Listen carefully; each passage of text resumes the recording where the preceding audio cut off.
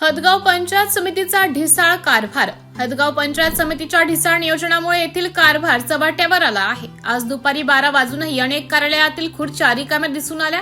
कर्मचारी उपस्थित नसल्याने लाभार्थ्यांना अडचणींचा सामना करावा लागत आहे। गट विकास अधिकाऱ्यांचे दालन बंद असून विस्तार अधिकारी व इतर कर्मचाऱ्यांवर कोणताही वचक नसल्याचं चित्र दिसत आहे। घरकुल विभागातील कर्मचारी अनुपस्थित असल्यामुळे घरकुल लाभार्थ्यांना विशेष त्रास सहन करावा लागतोय।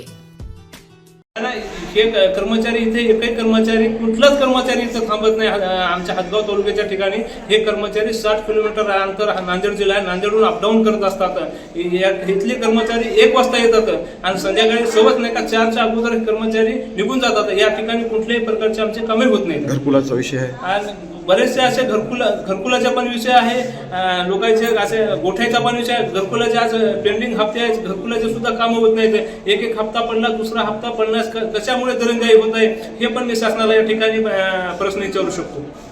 आज आपण पंचायत समितीवरील कार्यालयात आलेले आहोत। कार्यालयामध्ये कर्मचारी आपल्याला 12 वाजायले गैरहजर दिसत आहे, याबद्दल आपलं म्हणणं काय? आज हदगाव या ठिकाणी मी आलो असता आज बऱ्याचशा MBAवर सह्या लागत होत्या, काही अकाउंटंटच्या सह्या लागत होत्या।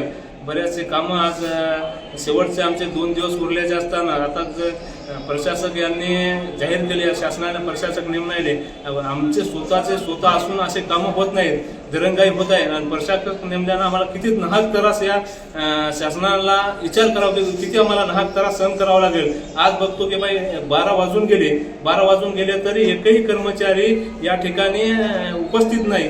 असा हे हदगाव पंचायत समितीचा असा कानूनी कारभार या ठिकाणी चालू आहे। आणि कुठल्याही प्रकारचे या ठिकाणी आमचे जे काही कामं आहेत, कामं आता या ठिकाणी 12 वाजले, नांदेडला जायचं आहे, नांदेडहून केव्हा यावं, केव्हा कामं करावं, या साहेबाच्या केव्हा सह्या घ्यावं, हे असे दिरंगाई दररोज आमचे चालू आहे। याच्यावर शासनाने शिव मॅडमने काहीतरी यांची दिरंगाईची कारवाई करून यांच्यावर कठोर कारवाई करावी अशी माझी मागणी आहे।